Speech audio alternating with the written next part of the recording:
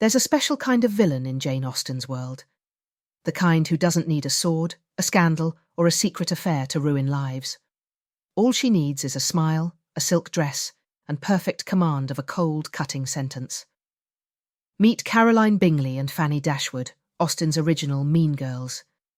You might think you've seen characters like them before, but no modern drama or high school clique has ever quite matched the elegance and the cruelty of these two women. One fights for social status with claws wrapped in satin. The other dismantles her sisters-in-law's future from the comfort of her drawing room. Something about them still echoes, long after the novel's end. Caroline Bingley and Fanny Dashwood are cut from the same elegant cloth, but they wear it very differently. Fanny Dashwood, cold, calculated, and born into privilege, knows exactly how much power she holds. Her mission is clear: protect her fortune, her family name, and her social standing at all costs. Her first act in Sense and Sensibility, convincing her husband not to give his sisters the inheritance their father begged him to honour. And she doesn't shout. She doesn't demand. She simply whispers, rationalises, and chips away at duty until it disappears. Her cruelty is private, methodical, and effective. Caroline Bingley, by contrast, is all performance. She's rich, but not titled. Beautiful, but not beloved. And she knows that the only thing standing between her and Mr. Darcy's fortune is a country girl with fine eyes and a stubborn mind. Caroline wants to climb the ladder of English society, and Elizabeth Bennet is blocking her way. So she mocks her, flatters Darcy, and polishes her charm until it gleams. She fails, of course, but not for lack of trying. Where Fanny works in silence, Caroline works in the spotlight. Both are cruel, but only one pretends to be your friend. And let's take a closer look at how they operate. Fanny Dashwood is a master of domestic manipulation. She doesn't need an audience, just one man, her husband.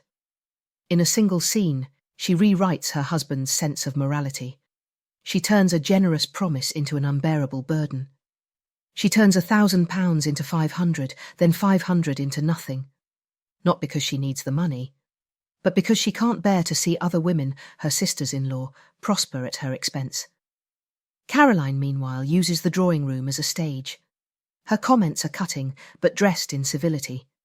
She invites Elizabeth to walk around the room with her, only so she can flaunt her closeness to Darcy. She fakes concern, saying she fears Elizabeth's low connections will embarrass Darcy. But it's not concern. It's calculation. She tries to embarrass, exclude, and belittle. And the best part, she always does it with a smile. Fanny manipulates from the shadows. Caroline performs her cruelty in broad daylight. What makes these women so memorable is not just their malice. It's how they reflect the heroines they try to undermine. Fanny Dashwood never directly attacks Eleanor or Marianne. She doesn't need to. Her cruelty isn't emotional, it's structural. She ensures they have no inheritance, no financial security, and no respectable future. She weakens them not with insults, but with silence and exclusion. Caroline, on the other hand, is obsessed with Elizabeth. She mimics her, competes with her, and watches Darcy's reactions like a hawk. Her every word is a challenge. She calls Elizabeth's family vulgar, her looks overrated, her manners wild. But every insult only makes Darcy admire Elizabeth more. In trying to destroy her, Caroline accidentally elevates her. And that's the twist. Austen's heroines don't just survive their mean girls, they shine through them. And neither woman is evil in the cartoonish sense. They're not murderers, they don't betray lovers, and they don't break laws. But in Austen's world, that's not the point. These women represent something larger.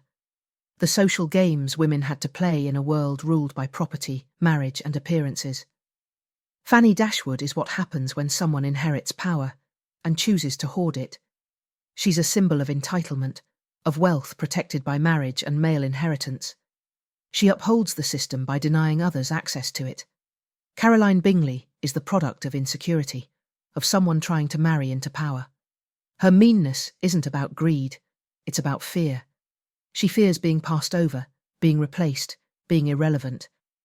And so she lashes out at anyone who threatens her fragile ambition. Austen knew exactly what she was doing. She wrote these women not just as villains, but as symptoms of a larger sickness. A society that turned women into rivals because it gave them so few paths to thrive. In the end, Caroline Bingley and Fanny Dashwood are playing the same game, but from opposite sides of the board. Fanny already has everything, and she'll fight to keep it. Caroline wants everything, and she'll do anything to get it. One excludes to protect her status. The other attacks to climb higher.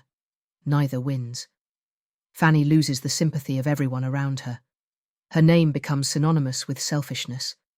Caroline loses Darcy and is left performing elegance for a man who never wanted her. But the heroines, Elizabeth, Eleanor, Marianne, they win something far more valuable. Love that isn't bought, respect that isn't demanded, and a kind of quiet power their rivals never understand. That's the genius of Austen's storytelling. In a world ruled by inheritance and reputation, she shows us that kindness is subversive, intelligence is irresistible, and real power doesn't come from cruelty, it comes from character. If you enjoyed this dive into Austen's sharpest social players, don't forget to subscribe for more literary deep dives that reveal what's simmering beneath the surface.